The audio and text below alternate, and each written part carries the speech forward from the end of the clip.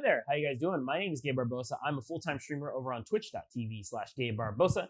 If you guys don't know me from there, welcome to the video. Just give you a little bit of a quick description.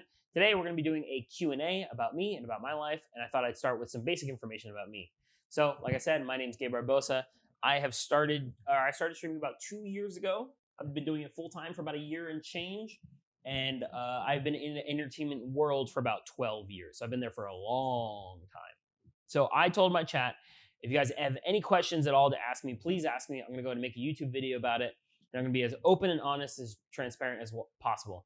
So they're asking me questions about my life, streaming, and stuff of that nature. So we're going to go ahead and start with Semphi's question here. Q&A kind of question, kind of not. I thoroughly envy how tolerable, patient, and kind you are. Is there anything that has happened in your life that has taught you how to be this way, or have you always just been like that? I really, really, really like this question because streaming is a lot about patience and a lot about being sure of who you are and what's happening around you and being kind to others, you know? And I think that people towards streamers are a lot more aggressive than they are towards normal people in everyday life. And so it's interesting to kind of navigate those waters. So I've not been a tolerable and patient person always. When I was a lot younger, I had a big issue with lying and temper. I very thoroughly remember a lot of little temper tantrums I had, and those were a big result of my lack of empathy towards others. In I think the sense of everybody needs their own space and their own time. I was a very kind person, but when I wanted something, I wanted it to be done my way, kind of thing, and not others. And since my way was usually correct, it kind of fed that ego a little bit more. So I didn't really get tolerable or patient until I started working in the hospital about 14, 15. I was studying medicine for a long time in my life, just on my own, studying medicine, trying to learn more about the world. And I decided I got an opportunity to volunteer at a hospital with my friend. His mother worked there, and I decided to take it. And I started working there, or I started volunteering there, and I started doing crazy stuff. I started working all throughout the hospital, and you can't not be patient with someone who's hurt. It's one of the reasons that elder abuse bothers me so much, is because you can't have patience for you can't not have patience for somebody who like has a lacerated stomach and just got everything sewed up, and now they need to walk 5 feet. And for you can walk 5 feet in less than a second, just 2 steps. But for them, walking 5 feet. What the heck? Sorry, fireworks just went off outside. Anyways, for them, walking 5 feet is going to take them 30 seconds, and you have to deal with it. Like the walk from the bed to the chair, maybe a 20-second process, And so you learn very, very quickly, I think, in that environment. You either get fired or quit, if you're not a patient person. And I really wanted to learn. I wanted to learn more about stuff. So I developed a sense of patience through that, and tolerating stuff that you probably wouldn't tolerate in normal life. Like I had 1 or 2 run-ins with racist people at the hospital when I was at a young age, and like they're being racist, but they're also in my hands, and like I could accidentally let go of this wheelchair and you fall down the stairs, like I don't know, people who are hateful, it's every bone in their body. They don't care what position they're in. It's very interesting.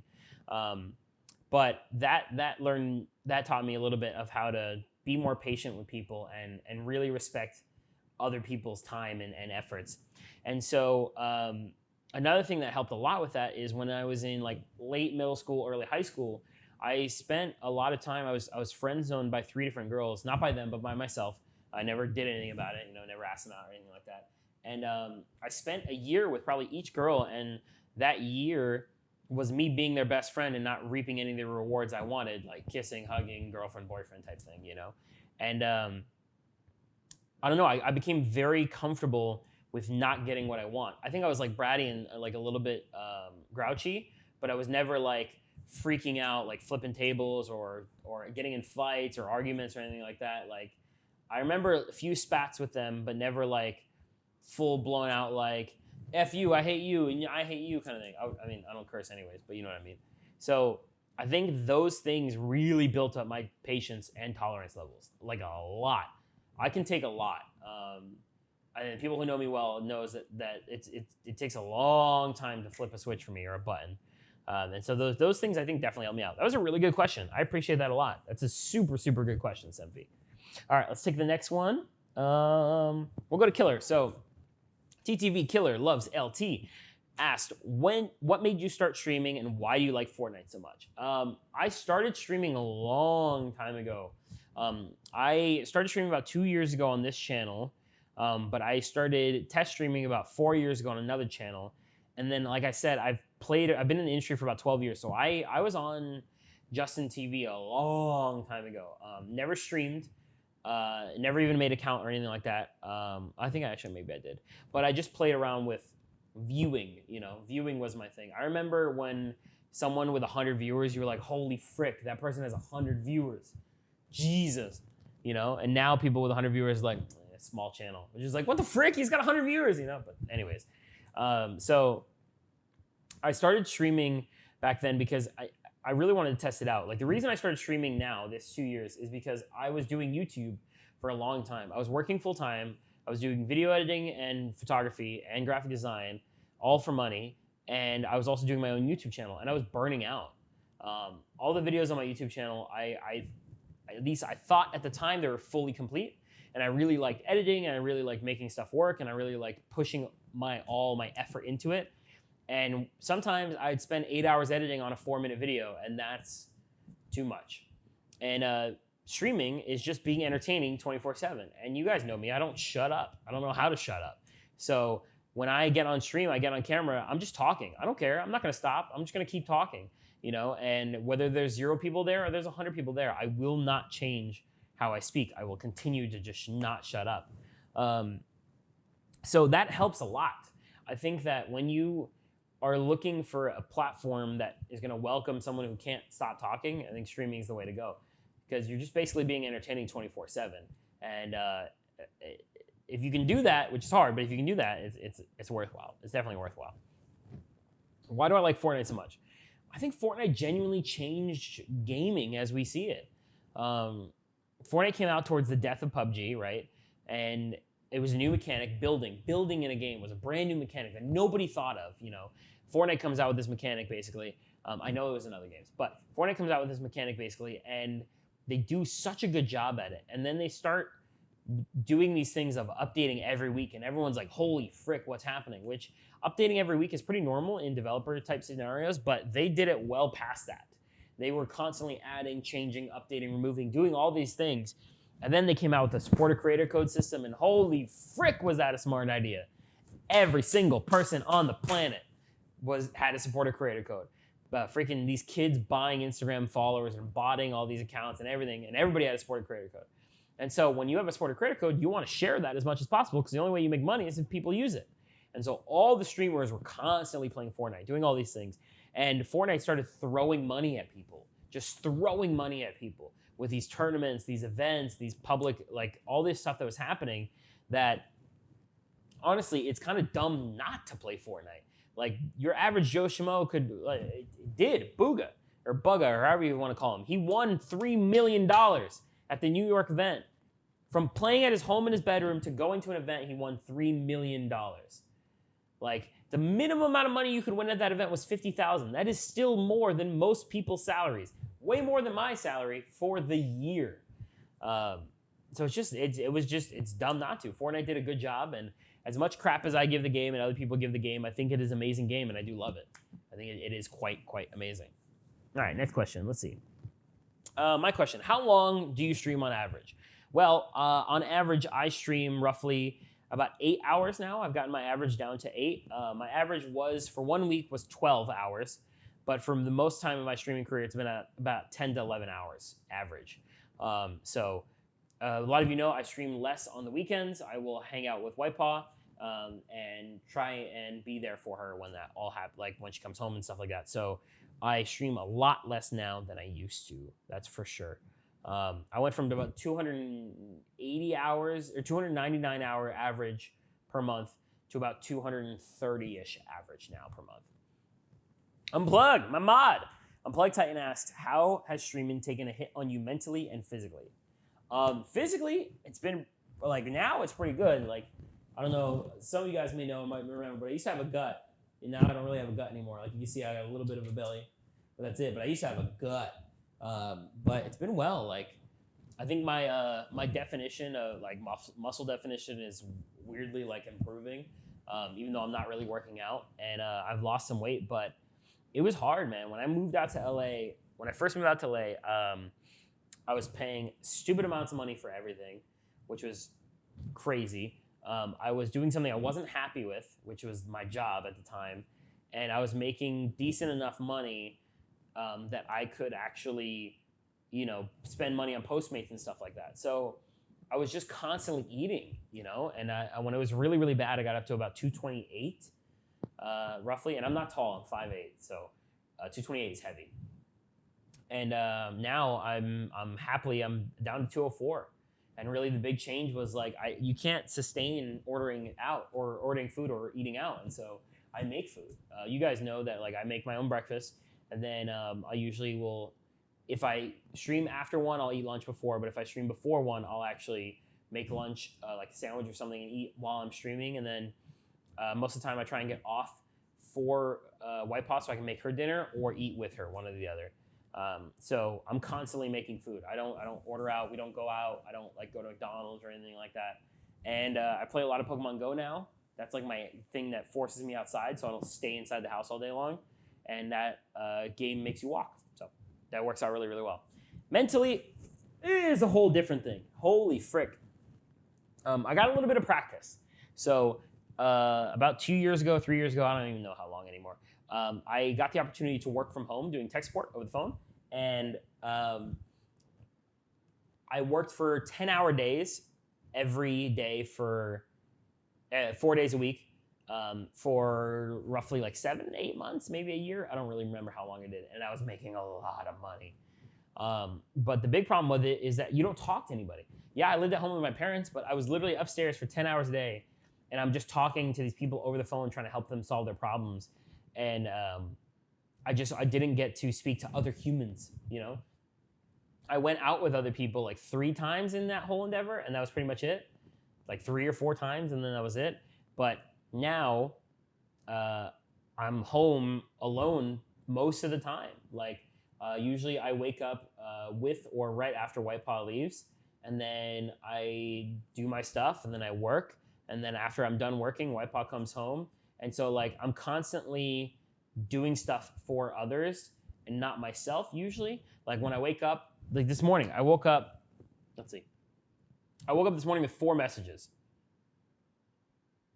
3 messages before 7 a.m. So I woke up at about 7:50. And as soon as I wake up, I sit in bed and I start answering those messages. And I do whatever I need to do as soon as I wake up to take care of stuff. Like I live on the West Coast. A lot of people live on the East Coast. So they're up way before me. So that's what I'm doing when I'm waking up, and then I'm making breakfast, and I'm still reading more stuff, looking for sponsors, checking email, stuff like that. And then I go and stream for 8, 10, 12 hours, whatever it is. And then White Paw comes home, and me and White Paw talk, and we hang out until the whole night's over. And then about 12:30 to 1, depending on when I go to sleep, I have 30 minutes to myself with like just mentally decompressing. And that's one of the reasons I like taking baths, because holy frick, it's hard, man. Mentally, streaming is hard, because I'm not just streaming. Like sometimes I'm babysitting, and like we talk about important stuff on the channel. Like we talk about breakups, relationships, death, like all this stuff. And so I'm just constantly sharing information and having conversation with my community. And it's not just like over the top flamboyant, like just crazy gaming and like rage inducing or anything like that. Like we have a good time, and these people know me and I know them, and it takes a lot mentally. It's like I have 3,000 followers, but I would say I have about 40 or 50 dedicated people on my stream, and it's like having 40 or 50 best friends. And it's one best friend's a lot of hard work. 40 or 50 of them is way more, especially because you care about them, and then when they do stuff wrong, you get like sad, and I have to take care of it. It's hard, man. I care a lot about my community and my stream, and mentally it is rough. I say that streaming is not for the ill-minded. Like if you don't have a strong mind, there's a good chance you're not going to be able to survive streaming, because you get talked down to, you get people with all this negative comments, all this stuff. It's just not easy. But I do love what I do.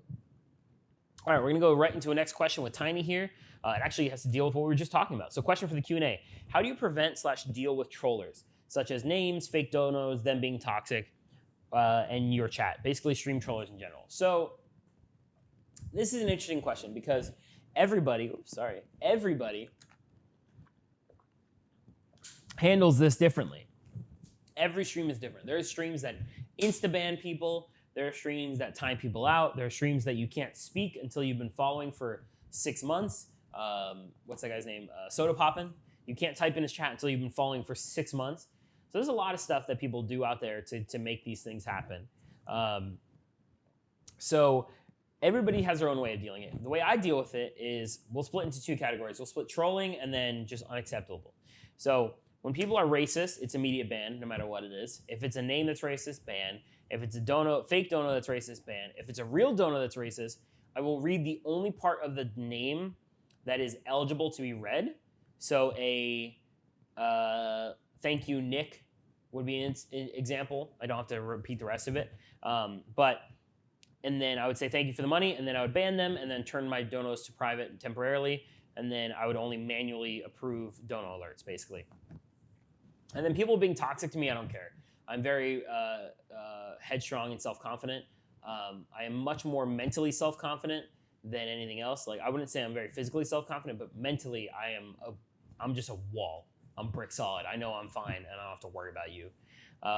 So that's one thing. Homophobic is an interesting line because a lot of people have homophobic like friends and family, and they hear these jokes and they think they're okay. And so when someone's homophobic on my channel, I don't insta-ban them. I time them out and I warn them and I explain to them the reasons that that's not okay. And we have a few people who are dedicated on the channel who used to make those jokes, and now they don't. And I think that sharing with people that even if your parents do something, doesn't necessarily mean it's okay or right, and that we don't tolerate that here ever. And people who respect those rules, they get to stay. Fake donos are just stupid. When people do the /me has donated $500 or anything like that, I know the platform, I know it well. I know a dono is not going to show up in my chat. Donos never show up in my chat like that. So anytime I see that, I don't mention it. They just want attention. I don't really care. And then when my own chat is being toxic to me, when it's funny, it's funny. When they start pushing the line, I will tell them. We had a recent issue with someone who was a dedicated viewer, and it's not the first time it's happened. There's been other people who have done the same thing. Some people have been banned, some people haven't, but I draw the line. I'm like, hey, stop or you're done. It's one or the other. And I don't care. Like, to me, you're someone who is a viewer, and I love you while you're part of the community, but I will kick you out and you'll never come back. For you, you no longer get to communicate with the person who gave you more attention than most people in your life. And so for the other side of the equation, it's usually much more impactful, and so they usually will stop right away, usually. And then the other side that I deal with people is people want attention. You know, people love attention, and so there's a couple things you can do to make them stop. When I was younger, I had to deal with bullying like in elementary school, never really after that. I had the normal thing, 4 eyes, like chubby, all that stuff. And 2 things that I did that I realized that were very, very powerful. 1, make someone feel small and insignificant. And 2, give someone 0 attention. Both things equally as powerful. Making someone feel small and insignificant is dangerous, though, and you don't want to be a horrible, mean person, so you have to be careful with that. But when I was a lot younger, there was a kid who was much stupider than me in terms of book smarts, but it was a stronger kid, and when he would make fun of me, I would just make fun of his grades, basically. I got to hand out tests like 2 or 3 times, and I could see everybody's grade, even though I wasn't supposed to. I don't care, I did, I looked. And he got 2 Fs and like all this stuff. And so I remember one comment I made that got him very angry is that at least my mom doesn't have to come into school and talk to the teacher because I suck so bad or something like that. I probably wasn't that clever. I said something a little bit worse than that, like not as well worded or whatever. And that pissed him off a lot, and he walked away. And I think he walked away not to get angry, but to cry. And so that's kind of when as I got older, I realized, holy frick, that you can emotionally damage some of these people, so you have to be careful. But the people who seek attention, who desire attention, if you unload into them, as I'm sure you guys have seen me unload into some people, when you unload into them, you've given them everything they wanted, all the attention they wanted, and then I take it away instantaneously. So it's either a ban, well, it's always a ban, but it's also a Discord ban and removing off of friends list on games and all this stuff. And so when all that happens and they no longer get any attention after getting a massive amount of attention from you, it hurts them internally because they're not allowed to fight back. So people, I've exploded on people on stream and they attempt to start talking back, and before I even ban them, I just shut them up and keep telling them that they don't get to act like that. And I don't care what's going on in their personal life, you can't act like that. And then I ban them and remove them, and then that's the worst. Because two things happen. One, they don't get to retort, right? And they feel a lack of accomplishment because they just lost all power. Like, they came in to get me riled up and get angry, and instead of getting me riled up and get angry, they got made fun of, and they also aren't able to continue the fight. It's not a back and forth. Like, I'm not a kid at school, you know? You don't get to keep fighting with me and arguing with me. When I decide the conversation's over, guess what? It's over. And giving the people no attention is worse, dude. That's the worst. Because when you give people no attention, basically what's happening is they're getting no attention in their outside life at all. And that's why they're coming online to seek attention by bullying. Because their personal life is so sad that they need to go online to be bullies. And when you give that person, the person who's an online bully, no attention, then they feel totally alone, and that's scary. If you guys haven't felt totally alone before, I will tell you it is very, very scary. I've had moments of feeling that way, and it is very, very scary. And so they don't like that. And so when you insta-ban somebody and don't even let them say anything, or just mute somebody and they have no power to speak, people hate that. There's something internal, I think it has to do with our biology, honestly, but there's something internal that activates with people, and they hate it, and they usually don't come back. So either of the two ways, they don't come back. But everybody deals with it in their own way. I personally think if somebody is being overly belittling or racist, that they don't just get a ban right off the bat. Sometimes they need a little bit so they can know that type of ish doesn't fly. All right, let's go on to some other questions. Okay, we got two money-based questions here.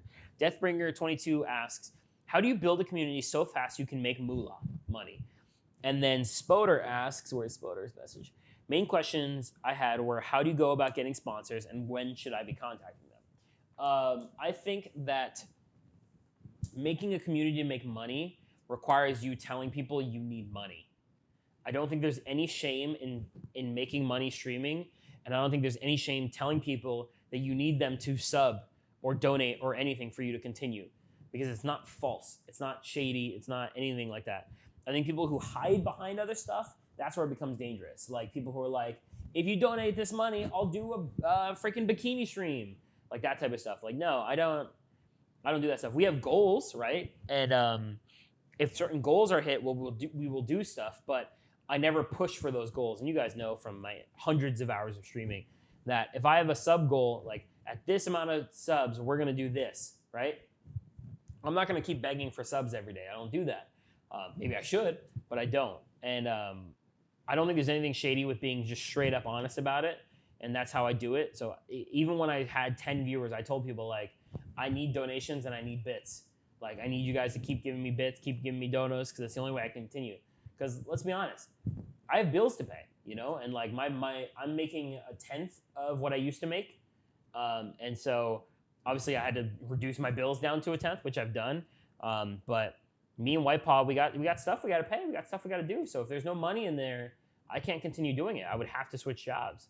And so being honest with your audience is important. Telling them, hey, I need money to pay for stuff. If I don't get said money, I cannot continue doing this. And if you want me to continue doing this, I would love that, please. It's the same sense of a Patreon. It's the same thing as a Patreon. Okay, Spoder's question is, how do you know where to go about getting sponsors, and where should I be contacting them? So you have to know how businesses function. Businesses all function with minimal ROIs, so return on investments. However, businesses have a lot of money to spend in advertising. So most companies will pay a advertising agency to spread their quote-unquote ad all over the internet. So there are companies like, let's see, I think PowerSpike is still up and running. Let's take a look.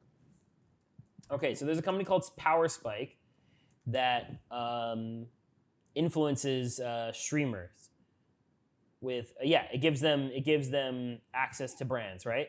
So you log in with your Twitch account, you go in, and you'll get access to a brand, some type of whatever, like I don't know, Manscaped, right? The company that's shaving or all that stuff. Now, they ask for you to put a promotional sales pitch and then to get chosen. This is the same way that FameBit and these other companies work. Well, you know that Manscaped is now seeking advertisement specifically for this quarter. So you can go straight to Manscaped and say, hey, I'm looking to do advertising deals on my channel. I'm willing to do a deal for 10, 15 bucks. Let's say you're really small. Or say you're really big, 10, 20, 30,000 bucks. You already know that they're spending money somewhere, right? Which means they're usually willing to spend money somewhere else because these businesses have a lot of money. And so once you find out what business is looking for what, if it works for your channel, you contact them, you give them a proposal, and then they shoot you back an email. My first two sponsors I got were after, I think 400 emails. White Paw would know exactly. I think it's 300, 400 emails. But I emailed everybody, and I was like, yo, what's up? You want to give me money? Let's go. And eventually some company was like, hell yeah, I'll give you money. And like, some stuff has turned out to be great. Some stuff hasn't. But I mean, that's the nature of the business, right? That's the nature of what we do. And for the question, when should you be contacting them? I mean, contact them whenever, man. Like, I think that there is no number needed. Like, I started contacting companies when I was at 7-ish viewers, and I got a game out of it for free one time. And you know what? That's a free game that I wouldn't have otherwise. So I think there's nothing wrong with contacting companies, but you have to be aware of what you can offer. Do not expect more than what you can offer. Like right now, I would not contact a company and say, hey, I'm willing to do a deal for $3,000. I wouldn't. I can't offer them enough to give me $3,000. But if I shoot my number way lower, then something will happen. But I'm also not going to go reach out to a company and be like, hey, I'll promote you for an hour on stream. Can I have $4? You need to find your middle ground and where it is. I would always go a tiny bit over what you think you'll actually make. So if you think you're going to get $10, go $13. If you think you're going to get $5, go $7. If you think you're going to get $1,000, go $1,500. See what happens. Because there are negotiations. At the end of the day, if a company is willing to work with you, they will negotiate. Tiny asked another question. How do you know who to trust as a moderator on stream? This question could help everyone. Smiley face.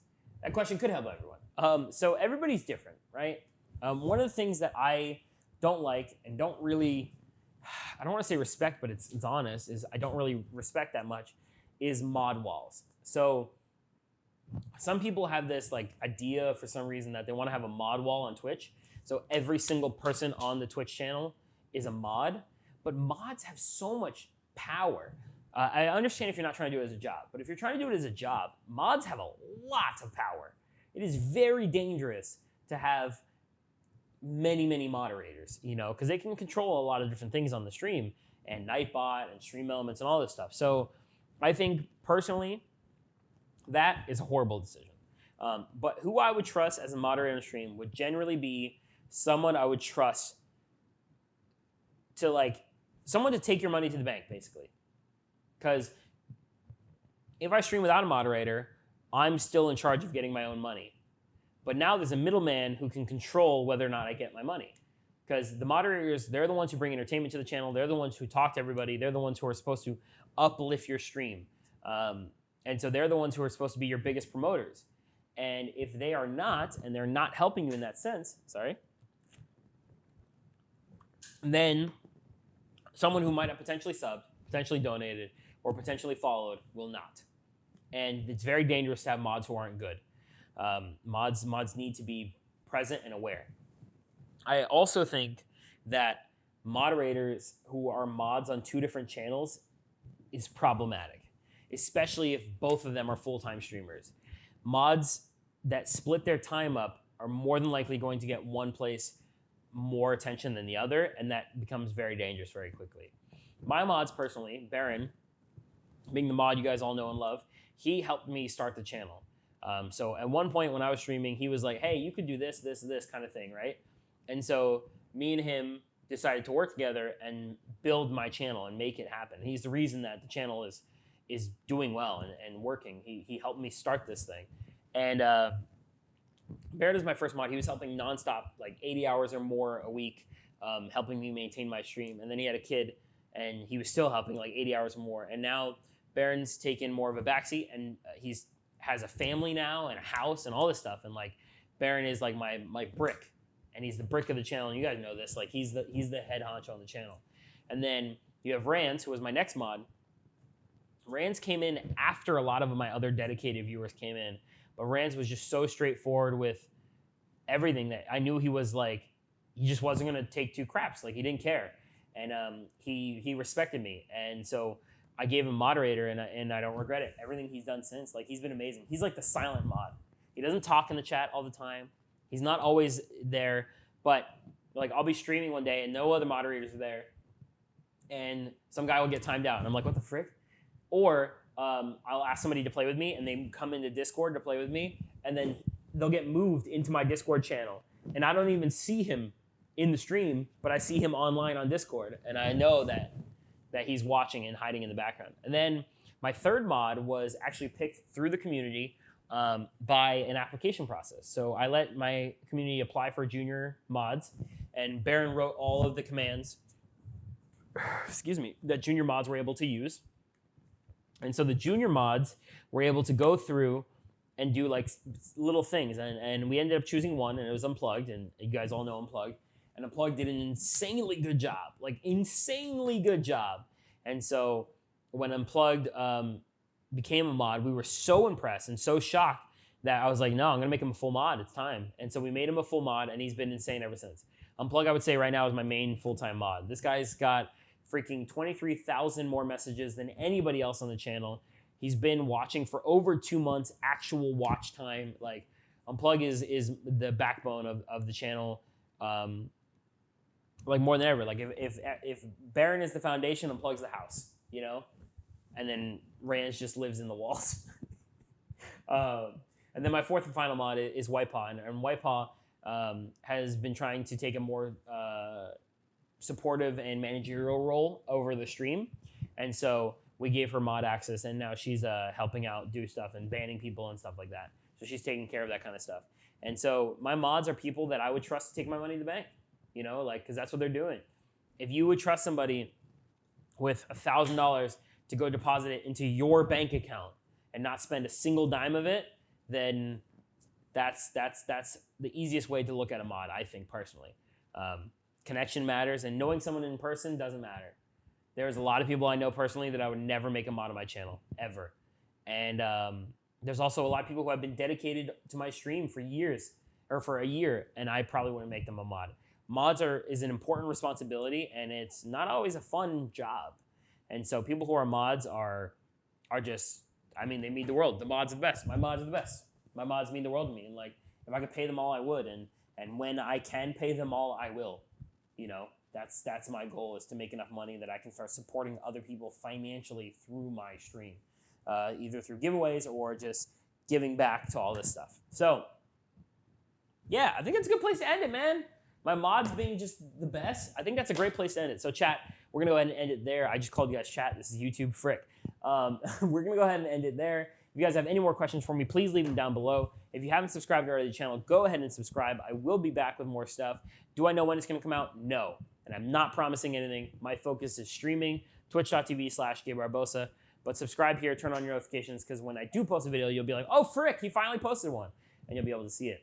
For those of you who want to ask any questions or anything like that, my Twitch chat and my Discord get priority. You can ask questions down below in the chat, but if you would like to join me on Twitch, that is a much better place to talk to me.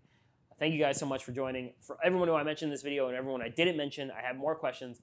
I will post more videos, Q&As after this. But thank you so much for all your questions, and thank you so much for watching.